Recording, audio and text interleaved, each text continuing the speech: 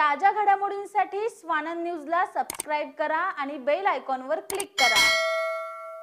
कल्याण डोंबिवली महानगरपालिका धोकादायक इमारत रिकामी करण्यासाठी इमारत मालकांना नोटीस बजावत असते। ठाकुर्लीतील अनुसया इमारत धोकादायक असल्याची नोटीस पालिका प्रशासनाकडून बजावण्यात आली होती। शुक्रवार 30 तारखेला पालिकेचे सहाय्यक आयुक्त हेमा मुंबरकर पोलीस बंदोबस्तात अनुसया ही धोकादायक इमारती रिकामी केली। या इमारतीत इमारत मालक राहत होते। इमारत रिकामी करा, आपल्या घरातील सामान घेऊन जा असं इमारत मालकांना सांगण्यात आलं होतं। त्यानंतर इमारतीतील त्या घराला पालिका प्रशासनाने टाळे ठोकून सील लावले। तसेच इमारतीतील चालू दुकानांनाही पालिका प्रशासनाने सील लावले।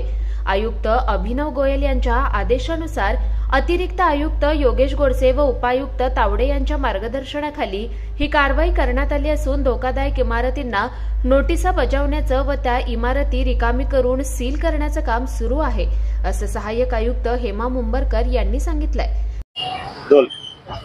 माननीय आयुक्त महोदय यांचे निर्देशानुसार माननीय अतिरिक्त आयुक्त श्री गोडसे साहेब आणि माननीय उपायुक्त श्री तावडे साहेब यांच्या मार्गदर्शनानुसार आज सगळ्या वॉर्डमध्ये माझ्याकडे एफ आणि जी वॉर्ड आहे। आता सध्या परिस्थितीत जी वॉर्डाचा तात्पुरता चार्ज आहे।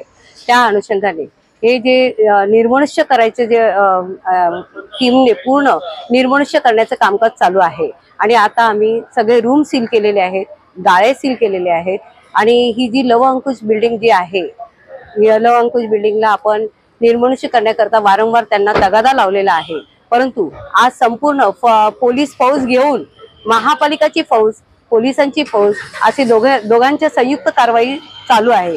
सगळ्यांचे सामान काढून त्यांना दुसरीकडे शिफ्ट करून सगळे निर्मनुष्य केलेलं आहे। आता ही बिल्डिंग पूर्णपणे रिकामी करण्यात आलेली आहे आणि या संदर्भात संबंधितांचा गैरसमज होऊ नये त्याकरताही त्यांना स्पष्ट सांगितलेलं आहे की उद्या भविष्यात दुर्घटना घडू नये, हे तुमच्या हितासाठी आहे। याकरिता या सगळ्या गोष्टी होत आहेत, खाली करत आहोत।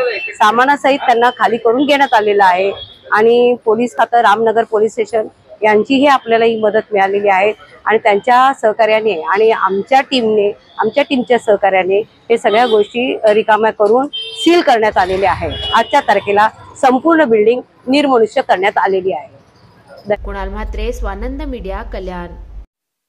ताज्या घडामोडींसाठी स्वानंद न्यूजला सबस्क्राइब करा आणि बेल आयकॉनवर क्लिक करा।